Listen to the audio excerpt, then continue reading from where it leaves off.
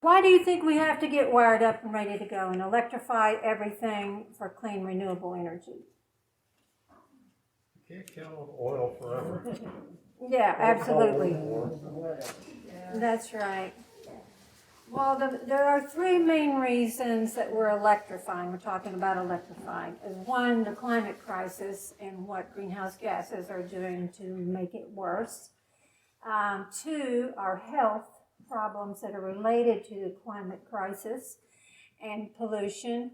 And three, it'll be a lot cheaper to deal with it now than it will be later. This is costing us a lot of money, all the big weather disasters. So it's about money, health, and the climate. And you probably recognize some of these pictures. I think the upper left flood is actually in Maryland. The fire is in California, but last year it could have been in New Mexico, Texas, a lot of places. The fires were everywhere. Did anybody drive through a smoky Southwest or anything last year on a vacation? It was smoke. We drove all the way from here to Seattle and back around, and there was smoke from like North Dakota, Montana, Washington. There's smoke everywhere because the fires are so big. And the lower left is the heat wave that was in the Pacific Northwest 2 years ago. It sort of repeated this last year. It didn't kill as many people. And then that other picture is a picture of drought, which is ruining our food supply and killing a lot of animals and crops. And it's ruining people's livelihoods if they are farmers. Okay, why are we electrifying now? Because the products of combustion, of burning things for energy, and that includes fossil fuels, but also trash, like incineration, we burn that for energy. Wood pellets, we burn that for energy, but burning anything, these products of burning are killing our life support systems. They're killing wildlife and polluting our water and our air, and so we have to quit burning. What are we going to do? We're going to electrify. Also, because we are members of the multi-faith group, as people of faith, we have a moral imperative to save the earth. We're stewards of the earth. Our religions, all religions have a statement about being stewards of the earth. The predictions about what's going to happen to us are less than what's really happening now. For instance, the boreal forest that spread all across the northern hemisphere around the world are already burning down at the rate that was predicted by scientists for 2060. We haven't even got to 2030, so they're burning. The glaciers in Alaska are 100 years ahead of the melt level that they thought they would be by now. So this is moving fast. And a lot of scientists are afraid that we're nearing tipping points in many areas, like in the Amazon or the Arctic, where the ecosystem can't recover. If this much more of the Arctic, say, melts, disappears into dark blue water, or black, I guess.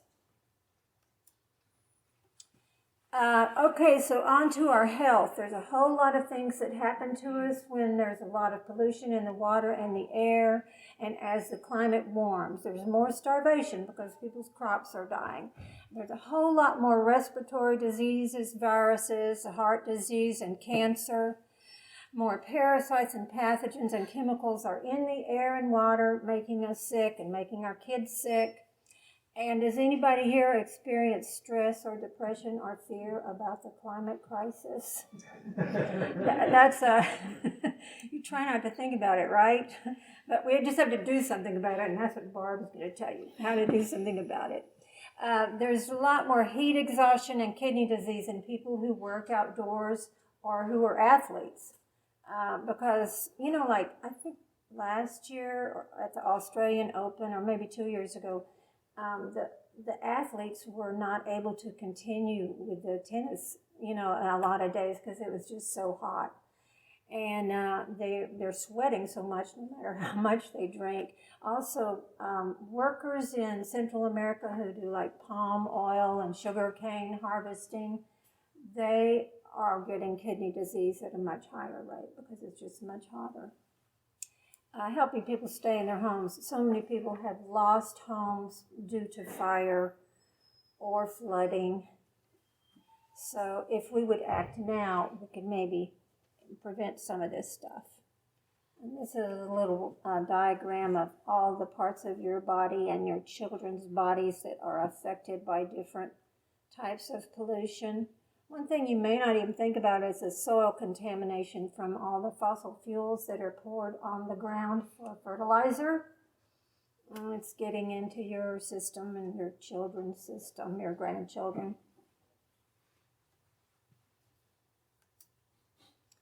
Okay, acting now also would save money if we change to electricity now. It's now cheaper to save the earth than to ruin it.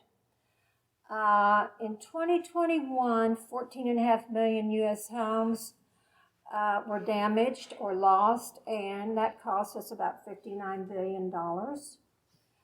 The House Budget Committee estimates we'll spend about $500 billion tax dollars by 2030 on repairs if we continue doing what we're doing now in terms of burning fossil fuels and putting greenhouse gases in the air. And the global community could save about $26 trillion if we change to sustainable practices by 2030. This is a picture from 2021 of all the climate disasters that year that were over $1 billion in damages. You can see fires in the Northwest, tornadoes, that ice storm in Texas that killed a bunch of people. And this past year, they hadn't quite compiled all the figures yet by the time I made this, but there were already 15 disasters over $1 billion before the big Buffalo ice snowstorm. And a lot of deaths related to it. I think the count was up to 61 the last time I heard, but basically in 2022, about 300 and, close to 400, I think, close to 400 people, if you count the 61, died of weather-related disasters in our country. And in our country, it's a lot easier to get health care and emergency care than most other places in the world, right? So people died anyway.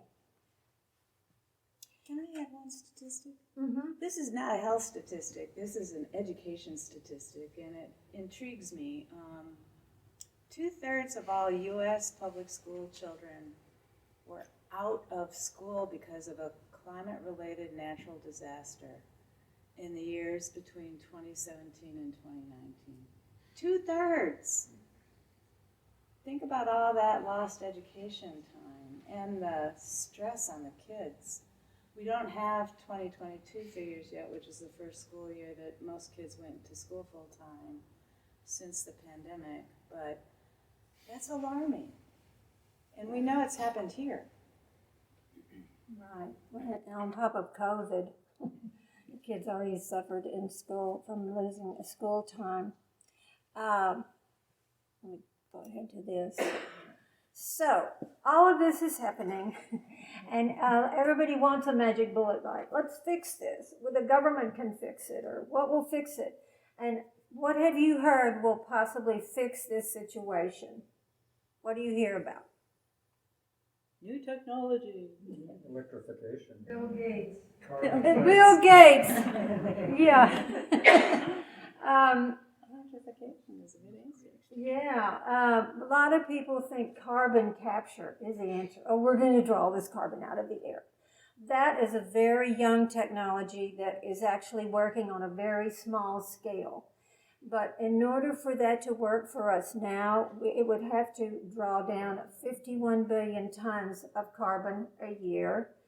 And where would we put it? It's supposed to go underground or something, but that hasn't been determined. And nobody wants it in their backyard, right? Do you want a few billion tons planted outside of Middletown in the ground? So carbon capture has a long way to go. You may have heard, okay, we need more nuclear plants, right? Nuclear energy. Well, nuclear energy is super expensive and controversial. It costs like $6 to $9 billion to make a nuclear plant, and it might take 20 years to roll out. And we don't have 20 years. We're supposed to reduce the greenhouse gas emissions at least 50%, in our country more like 63%, by 2030 if we're not going over the tipping points. So we don't have time for nuclear plants, right? We hope they help sometime. Also things like afforestation and regenerative agriculture are really good, and we need to be doing them. We need to be planting pollinator gardens and more forests. But how long do you think it takes a forest to get big enough to draw down a lot of carbon? See, these are long-term solutions, and we need short-term, right? So a lot of us think the government will save us, or maybe the government will save us, and in fact, the Inflation Reduction Act is really a big help. Since I first made that, the IRA we call it now, but it's going to help a lot of people change to solar and wind energy and electrifying their homes. But anyway, big government is subsidized by about $11 million a day. The fossil fuel companies give them about $11 million a day, so they're well heeled. And you know the lobbyists, you know the people you vote for, are they subsidized by fossil fuel interests? It's good to check on that and see who you want to vote for. And so it's hard to compete with those big corporate lobbyists. But we do have a solution now, yes, and that we can all do something with now, and that is to electrify everything. We can decide with our wallets what we buy, and with our voices and our votes, who we're voting for, what we want them to do. You can talk to your legislators, you know. I know that you do it. One last slide just to show you where the emissions that are causing all this climate crisis come from.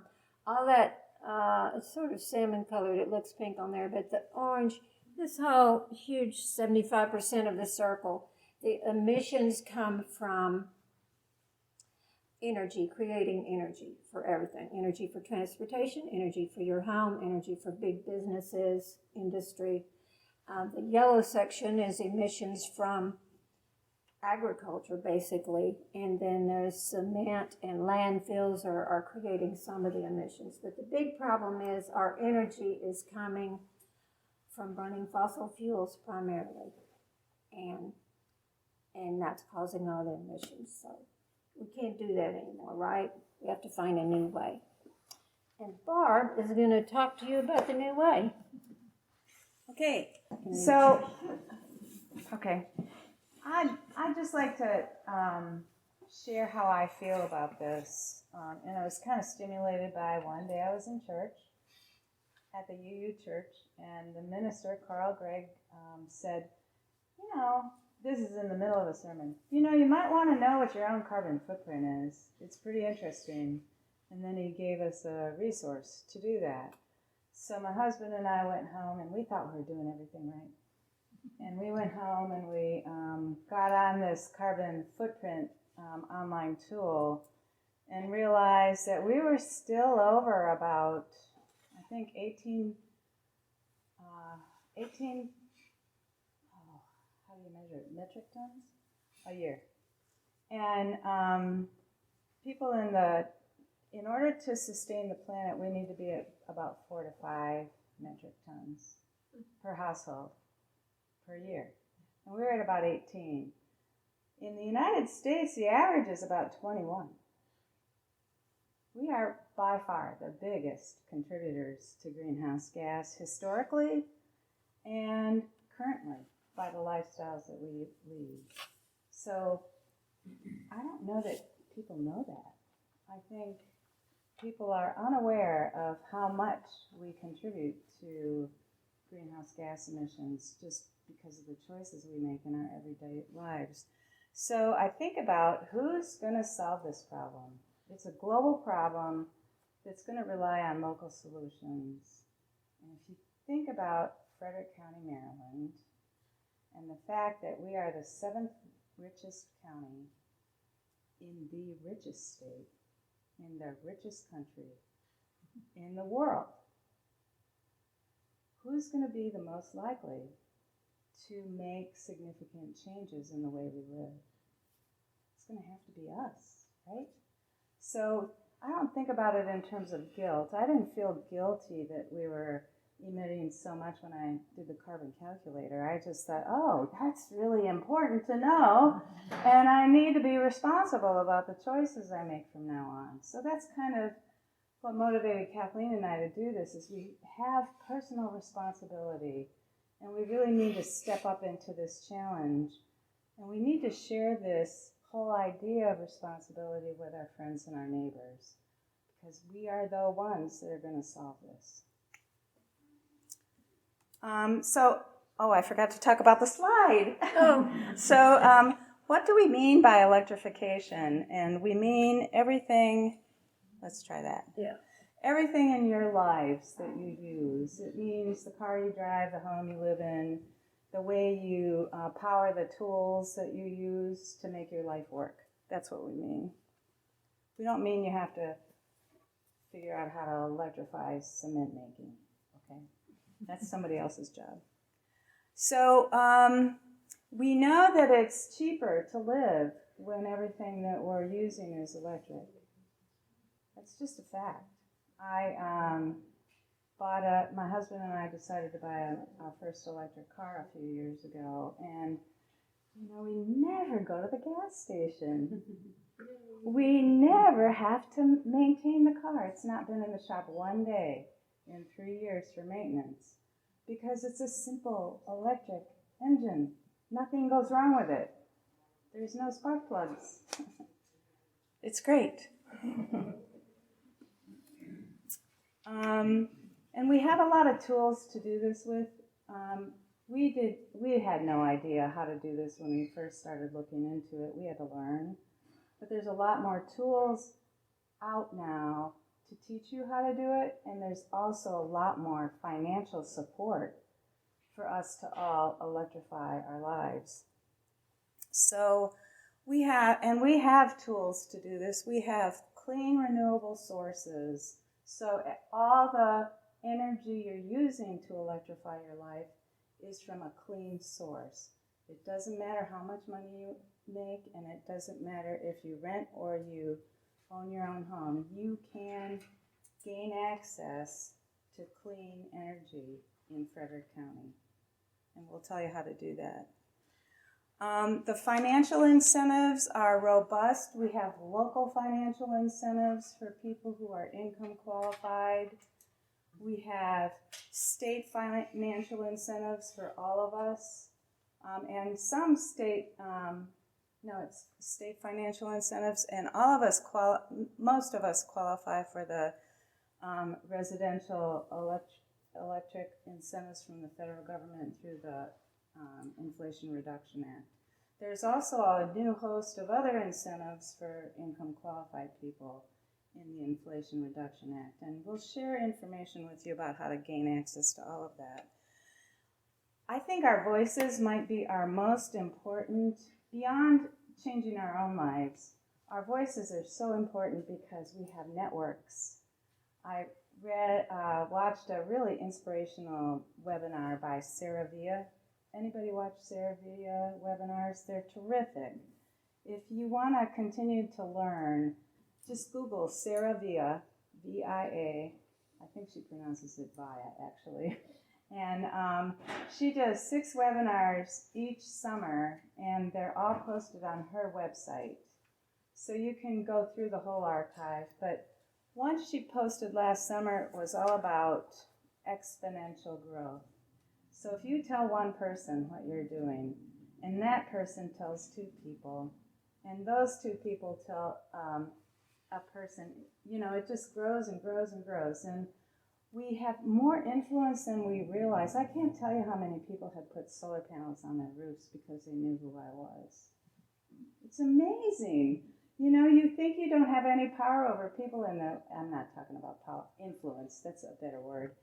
You think people may not even listen to you, but I've had 7 people that I know put solar panels on their roof because I did. It's amazing to me, and the number of people who now drive electric cars, we can't believe it. We've driven an electric car for 3 years, and we've got 10 people that we know now who drive electric cars. And it's probably not just us, but the influence we have over the behavior of our family and our friends is more than we realize, all of us. So in terms of Sarah Villa sharing that, she said that, we're changing the marketplace is really what we're doing. You get to a certain tipping point, and then the market takes over. And people begin to find out that it's cheaper to have solar power, it's cheaper to have, this and that and something else. And so then you have a tsunami of change. But you have to get to 17% market penetration to get there. So let's do that, okay, through the information we share. And then finally, what you use your own money for. Not just electrification, but how the sustainable products you buy. It all matters. Where you spend your money for vacation. Go to an eco-tourism center that's doing the right thing. So how we spend our money is important. Okay. The Inflation Reduction Act is a game changer. And all of us can benefit. And this tool at the Rewiring America website, it's a good tool to check on because you can go into it and decide, if I do this, if I add solar panels to my house, if I replace my heating system with a heat pump, if I do this and such and something else, it'll calculate what your savings will be. And I don't know to what extent you'll get all the details in there that you need to make final decisions, but it will, I think, help you understand what you stand to gain. It's the right thing to do, right? But you also want to know what's in it for you to go down this road. So the financial benefits are pretty extraordinary. The other thing I really like about the Inflation Reduction Act is they made a concerted effort to make sure that it wasn't just people with some personal wealth buying things that then benefited financially from it. Having an electric car is expensive right now. There's incentives to do it, but the money I save each year is amazing. But a person who's making minimum wage can't buy an electric car unless they're really lucky and they get a good used one. And there are those out there. But people who can't spend a lot of money on car maintenance and gas are people who could really benefit from those cars. So same with heat pumps, same with some of these other benefits that cost a lot of money to do initially, but then you get that savings back with time. We need to help people who don't have that upfront investment capability. And the Inflation Reduction Act did a good job of that. So here are some of the tax credits we all can get. This is not about being income qualified. You can, rooftop solar is 30% reduction if you do it sometime in the next 10 years. Geothermal heating is another climate-friendly solution. Battery storage, if you want a battery backup on your solar, on your rooftop, that comes with a 30% incentive. Most new vehicles, there's qualifications about where the vehicle is made. A certain percentage of it has to be made in the United States. Those are the ones that qualify for the tax incentive. Same with the used electric vehicle incentive, but this is the first time used vehicles have had an incentive attached to it. Heat pumps, heat pump water heaters. We just put a heat pump water heater in our house. Fixing up or upgrading your electric panel because you've extended it for all this electrification. There's a tax incentive for that. And then just basic weatherization, insulation, cleaning out sealing your air ducts, those kinds of things. There's a $1,200 tax rebate. Okay.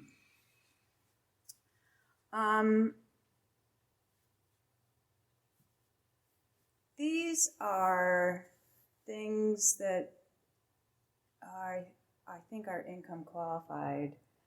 So if you, and there's a point of service. No, these are not income qualified. Sorry, I can't remember how my slides are titled. The EV, purchase of an EV car, the $7,500, that's now income qualified for this year. Is it? Are you sure it's not purchase price qualified? It's income qualified. Okay. I think it's $300,000 for combined household. Okay. $150 per individual tax. Thanks for that update. That's an important one.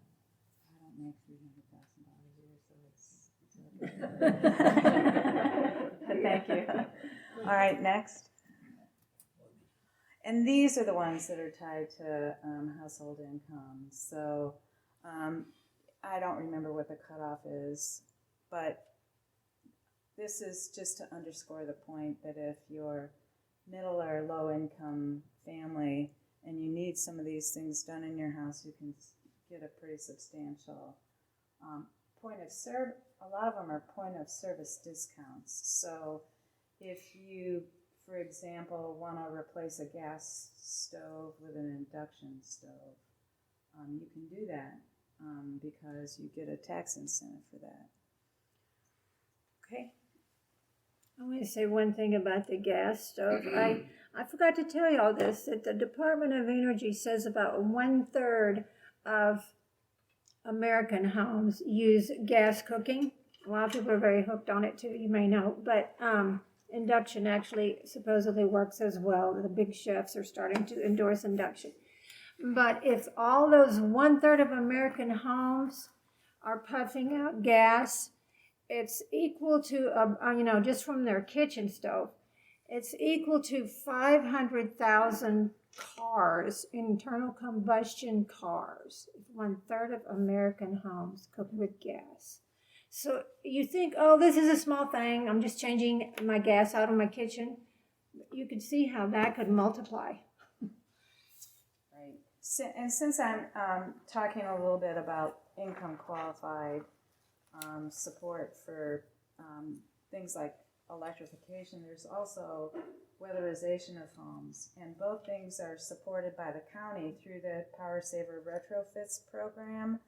This describes it, and most of us have people in our lives who would be income qualified. If you think of your kids just out of college who are perhaps making less than a certain standard of living, or people in your lives who are making minimum wage, or you have income limited seniors in your life. There's a lot of people who qualify for those, and this has got all the contact information you need on it to send somebody to the county for that support. That program's expanding, actually. It used to, and since it's the beginning of the year, it's the time to jump on it, because they renovate homes, they do weatherization and equipment changes until the money runs out. So it's only January. It's the time to go catch up with the county and see what they can do for the people in your lives. Okay. So the other important part of electrification is how are you going to get your energy? If you're just a subscriber through Potomac Edison, you're getting more fossil fuels power in your house than you are clean energy. So what are your choices? We do list this number for Potomac Edison. I no longer suggest you do that, because I don't think that program where you can ask Potomac Edison to just power your home with clean energy, they actually outsource that to other companies like Clean Choice Energy and things like that. They don't do enough of a quality control on that to both understand that that truly is clean energy, but also to not cap how many times they can increase your rate. So we decided to not do that anymore. Our home used to be powered by solar panels, and we sold that home to a young couple who was glad to have solar power. And we moved into a 1927 brick bungalow on Market Street in Frederick. And we can't put solar panels on our house because we have too many big shade trees. So our options for that were to either go community solar, which is it's like Neighborhood Sun. They build an array somewhere. You sign a subscription agreement with Neighborhood Sun. There's no obligation, by the way. And you get a guaranteed 10% reduction on your energy bill each month, and the comfort knowing that all your power is coming from solar energy. If you're income qualified, you get 20% off your energy bill by signing up with Neighborhood Sun. I don't know that the way you do this is you go to Neighborhood Sun's website and you put your name on a list. And I think the subscriptions have been totally exhausted for the solar array that's in the northern part of the county. It borders with Carroll County. But I'm not sure about that. Anyway, get your name on a list, and then Neighborhood Sun can be your energy provider. And that's through Potomac Edison. It's really easy. You really don't have to do hardly anything. They work with Potomac Edison on your behalf. You get your bill from Neighborhood Sun, and then Potomac Edison sends you a report of how much energy you saved. It's really interesting. But I really recommend it. We've been so happy since we did that. Solar co-ops are a different model, but they're also worth checking into. What this means is that you've decided to put solar panels somewhere on your property, either on your roof, on your garage, somewhere on your property. And you're involved in a co-op to experience purchasing efficiencies. So your price is reduced to install solar on your house because the co-op contracts with one installer. And they get the benefit of having all those new customers, and you get the benefit of a more affordable price. Does that make sense? Okay, so this is one solar co-op that the county works with. There are others. I'm not sure how many of them are relevant to us, but again, this is a opportunity that's often announced through the county's office of, well, now it's the Department of Energy and the Environment. And that website is a good one to check out too. It's a local group that some mom in Prince George's County decided she was mad because she couldn't afford solar and there had to be a better way to do this. So she started Solar United Neighbors. Okay.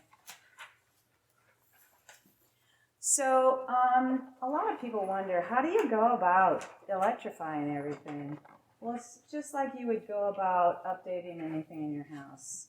All of us know about how old our stuff is, our systems and our equipment. It all has a shelf life of sorts, or a time period when you're expected to replace it, like your water heater lasts about 10 years, right? And your HVAC system may last, well, when we moved into a house on Market Street, the HVAC system was 40 years old. So when you're ready, when you think that your equipment is aged out to a point that you want to replace it, is the time to go electric. You can do it faster than that if you want to, and depending on the expense, you'll still receive the benefits. But every time you're going to go about replacing a car, or updating a system, or replacing a piece of equipment, is the time to go electric. And that's when it becomes affordable. And you'll notice that your quality of life improves, really. I mean, I can't tell you how much I love not going to the gas station. And I don't know if you know that running a gas stove in your kitchen, if you have a small kitchen, is like having a car engine idling in your kitchen. So I just got, this is going to give me a little IRA credit. I just got an induction stove for my daughter's house for her Christmas present, because they have asthma in their house. She and her son do, and it's causing asthma in your children and maybe yourself if you burn gas in your kitchen. So another thing to do, and you may want to do that before you do anything else, is to see how you can conserve energy in your house. This seems like a pretty straightforward idea. I don't know about you all, but I went to my first Earth Day on the first Earth Day. So I think that was in 1970, 71, something like that. And back then there was this book called 50 Ways to Save the Earth. And I had the first edition copy, and I followed it. And that book is still being put out. They just put out a new edition last year, the 50th anniversary of Earth Day. But these things have been talked about ever since I've been aware of environmental issues. Is make sure your insulation is adequate. Make sure that you've got weather stripping on all your doors. Those kinds of things. But if you want there's some good services that are available, because we're Maryland energy consumers, and the there were actually laws passed to make these services available to us. So we've already paid for them. So you might as well make use of it. And that's the Quick Home Energy Checkup. Has anybody ever had that done? Yeah. They come in and they replace a bunch of light bulbs with LED light bulbs. And they put water aerators on your faucets. It's about $125 of replacements that make your home more efficient. Now, if you have all LED light bulbs and your aerators are new, you don't need to do it. But a lot of people think it's a scam. So pass this number around and just tell people to do it. It's a really good service, and we are already paying for it. And then I passed around information on the Maryland Empower program. You might want to just go to the website. Some of us, there are incentives available for us depending on what we choose to do. We don't have to be low income qualified for everything. Energy audits in Maryland are tied to energy incentives. So if you go to a company like Atlas Home Energy, I think is what it's called. Has anybody done this with Atlas?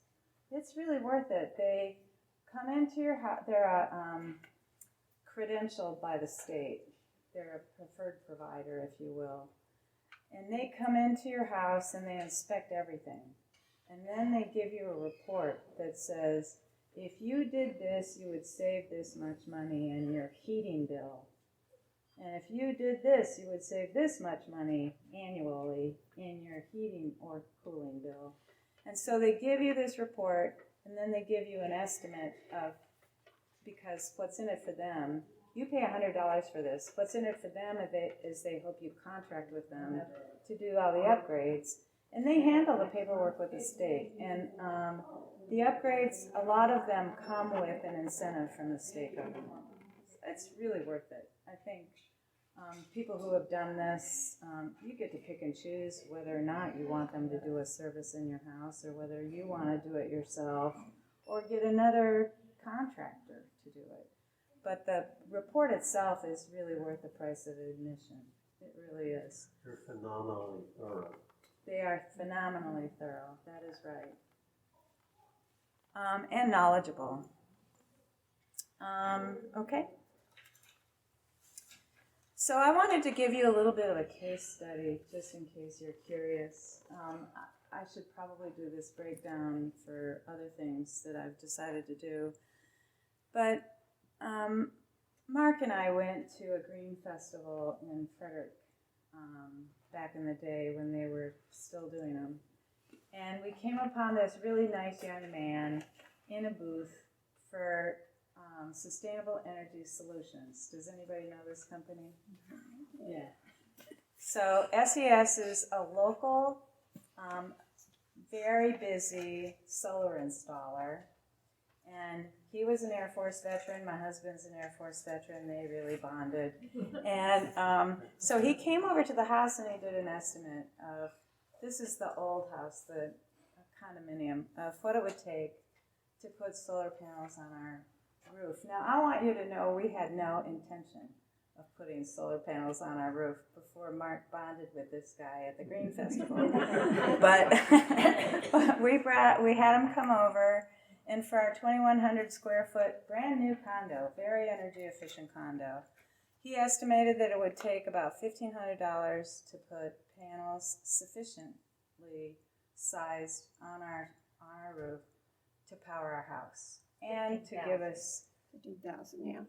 Did I say 1,500? Yeah, that would be good if that were right. Sorry. Do that all the time. I remove decimals. Yes, we all. Yeah. And so at that time, the tax rebate was 26%. Now it's 30%. We had a state rebate too, so the total upfront cost was $10,000. So we did it. We thought, how can we go wrong? And we then, about a year later, we bought an electric car.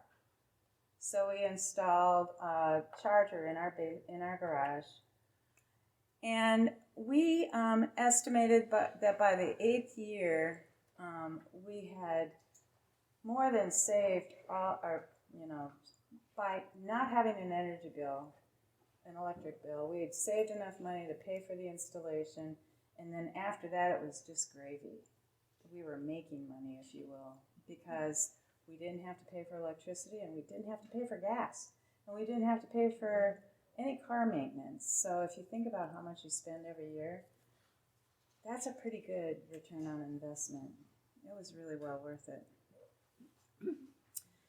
One thing a lot of people don't realize is if you do some of this stuff, like our geothermal system and solar on your house, you get money back from Potomac Edison for energy you've put into the system that you did not use on your house. So those are called renewable energy credits, or RECs. And on our condo, we got about $360 back each year. And on our house, which has a geothermal system now, we get about $1,200 back a year. So that's another thing to consider when you're thinking about return on investment. Okay, so those are all the things we encourage people to do. Again, do it when you're going to replace things. It's much more affordable than people think. The cost of solar panels is going down all the time. It's getting much more and more affordable. So I hope we've inspired you to take some action, and I hope we can answer all your questions.